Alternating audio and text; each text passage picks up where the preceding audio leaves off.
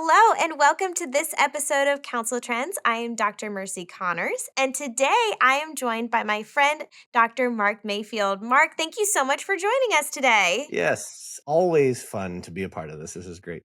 And we're really excited about what we're talking about today because I think this is a really fun and interesting article. We're talking about emojis. and It made me feel old, let's just say that. I thought it was very interesting.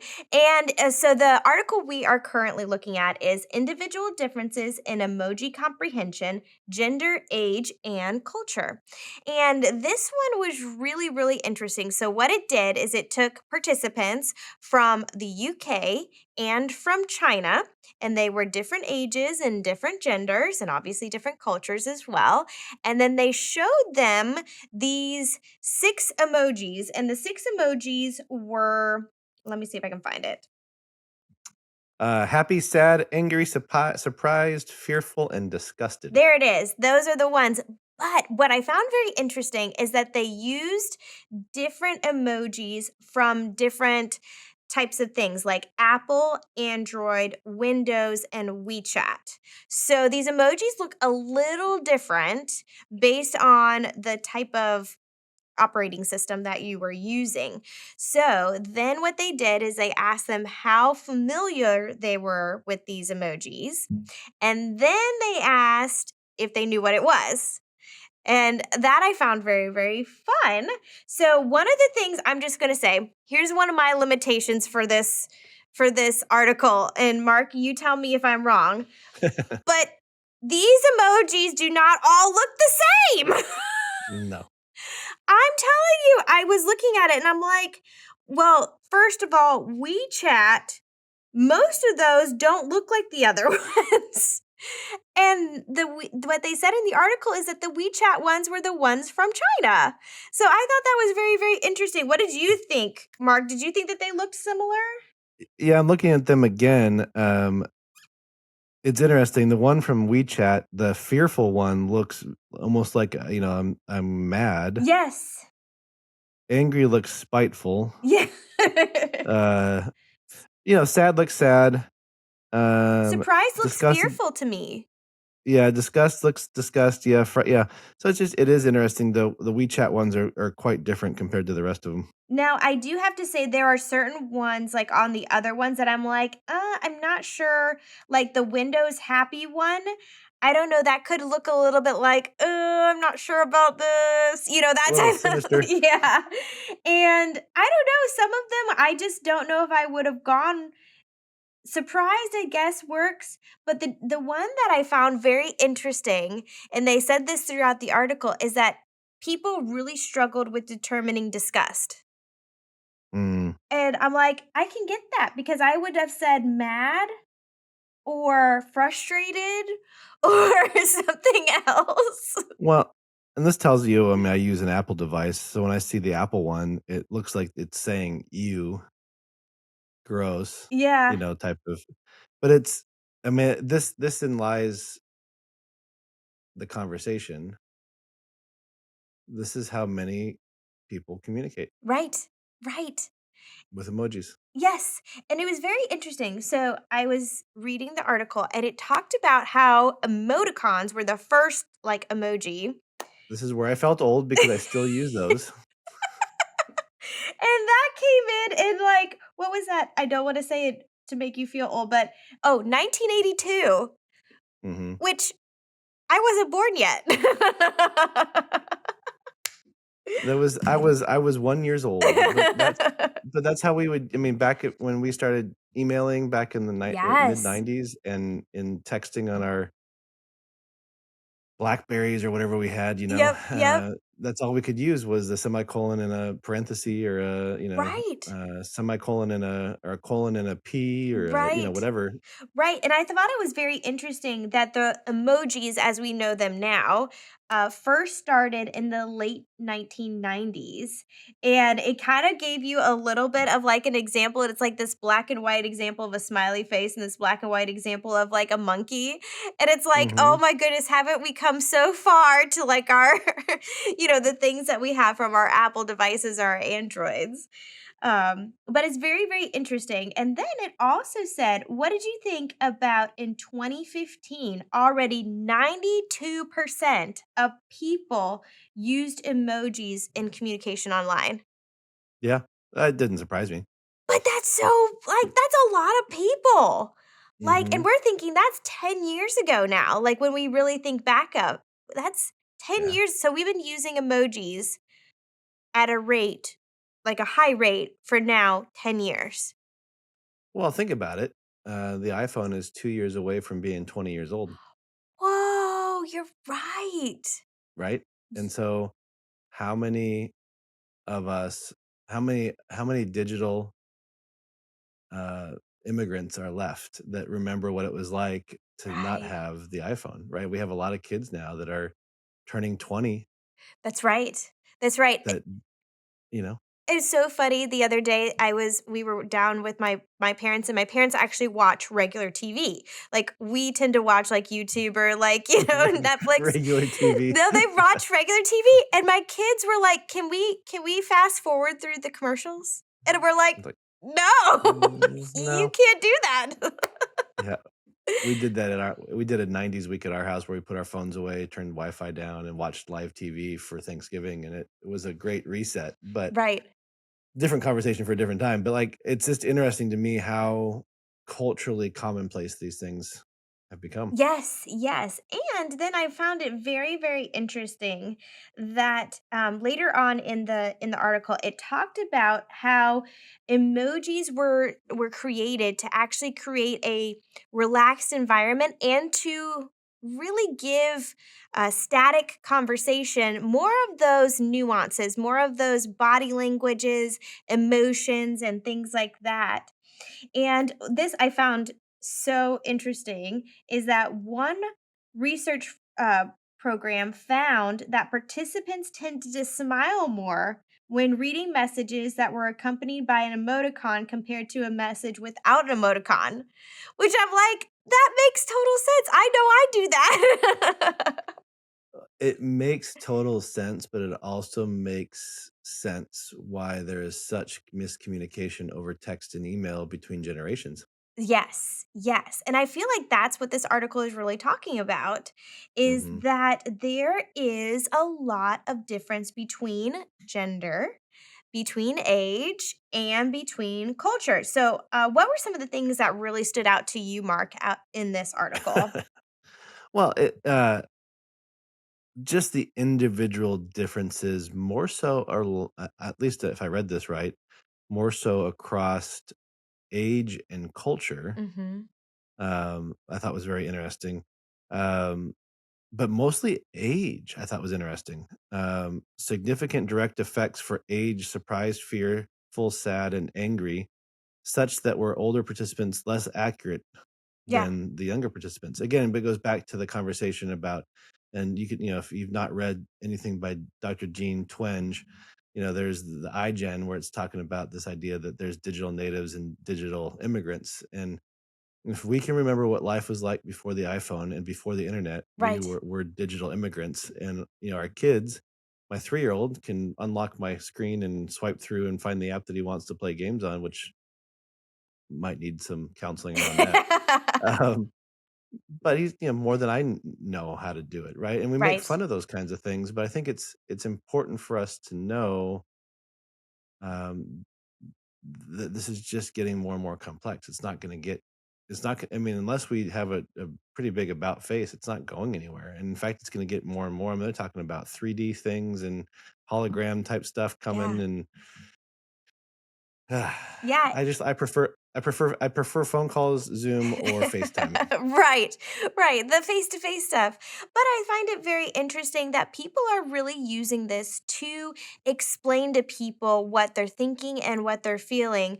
One of the things that I found very, very interesting in the cultural effects was that in the Chinese culture, they use the smile face to describe sarcasm more Mm, then mhm. it actually is used for happiness, which I found very, very interesting that even somewhat of this test is a little bit culturally biased because we're making assumptions about what these faces really are to people.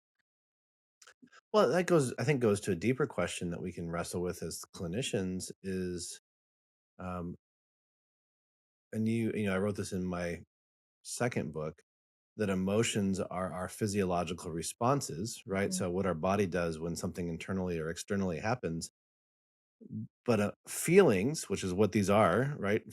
Feeling faces, Mhm. feelings are the meaning we make from that based on our observations and experiences Right. culturally. Right. So, if that's the case, all of us have similar emotions. Our body does similar things, but we may interpret that based off of our observations and experiences differently. And so, I think that's. I mean, I like the article points that out. That then are we pushing our Western? This is again for counselors something we need to pay attention to. We need to understand our clients' culture Right. and their experiences, observations. We can't assume that they have the same understanding. Now, we can that's where I like to go back and go emotions and feelings are separate. And so let's go back to the emotional response. Where do you feel that in your body? Is it your shoulders? Is it your head? Is it your, hair standing on your neck? Is it the pit of your stomach falling out? Can you not take your deep breath? Do you want to go run away? Mhm. Well, we can let's begin to then tease those things out, but yours might be different. Your understanding of those things might be different than mine. Right. And I think it's interesting that we have captured emojis to a handful of things to describe depth and nuance that aren't being communicated across screens. Right, and this is very I mean, when we're talking about these are very, very basic feelings, like, they're not, like, robust, like frustration or, I think disgust is probably the most robust one we get, and Right. and that's the one that was the most misunderstood, which makes sense. But I think it's very interesting too the fact that they were talking about those that have grown up in just one culture and not experienced other cultures struggled more to decipher what other people may or may not be saying when it comes to these emojis. But those that grew up in multiple cultures or had more experience with multiple cultures tended to understand the emojis better, which I found very interesting.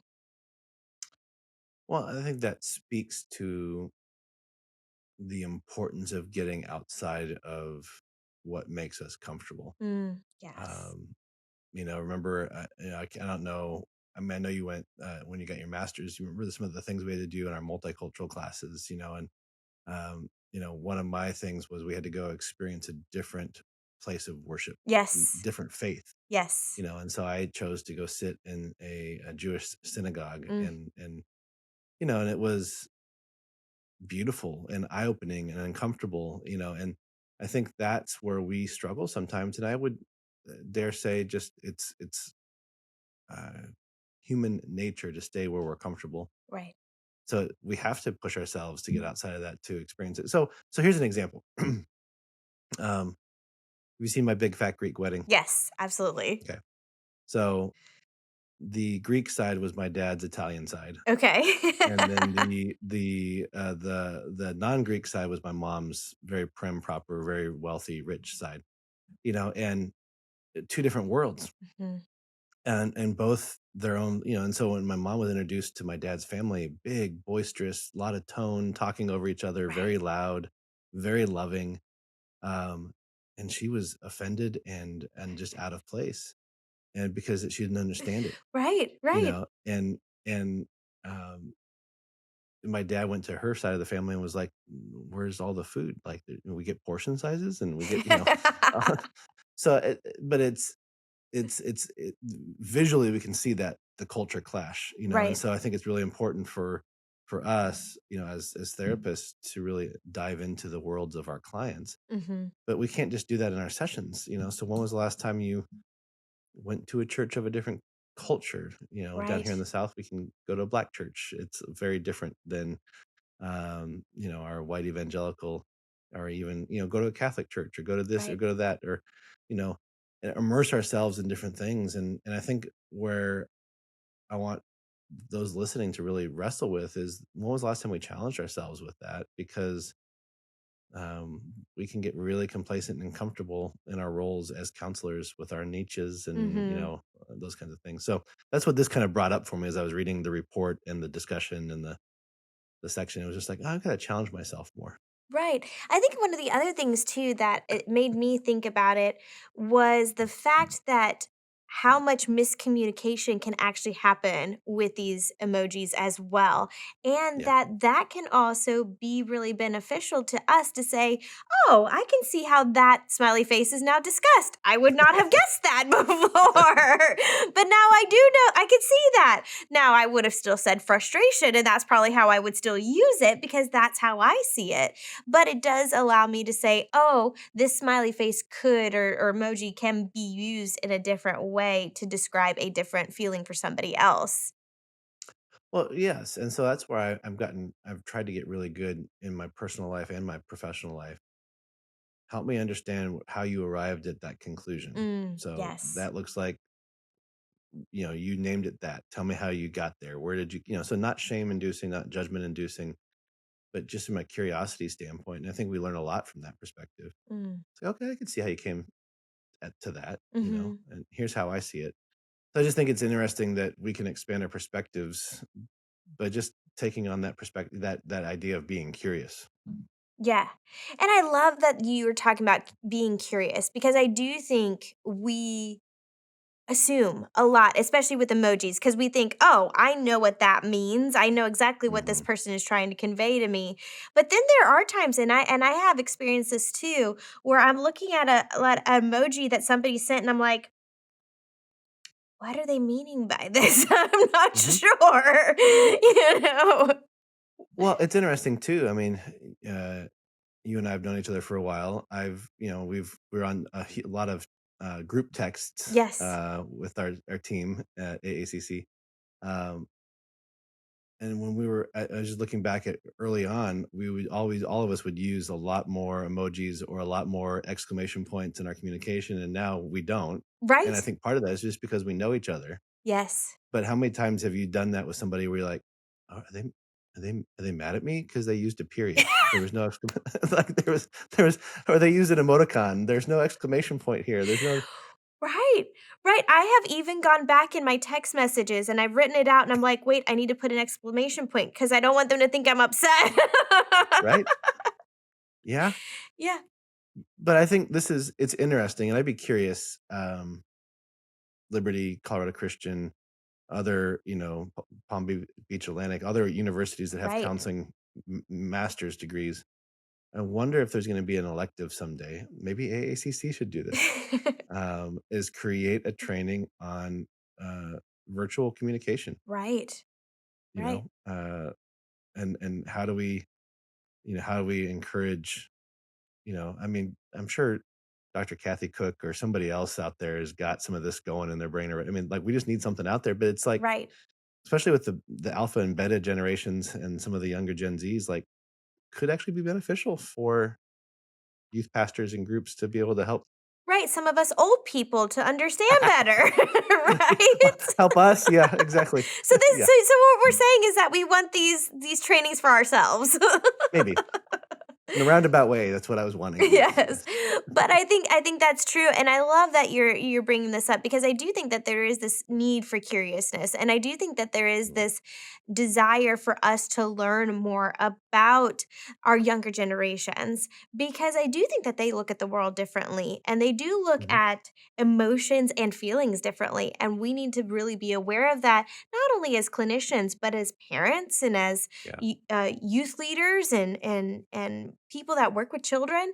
We just need to be aware how we're coming across and how they are communicating back to us. So thank you so much, Dr. Mark, for joining us today, yep. and thank you so much for enjoying this council trends with us. If you liked this video, give us a thumbs up. If you want to see more videos like this, please give us a comment, tell us some things that you'd like to see, and also give us a like. We would love to see you, and please subscribe to our channel. We would love being a part of your life on a monthly basis.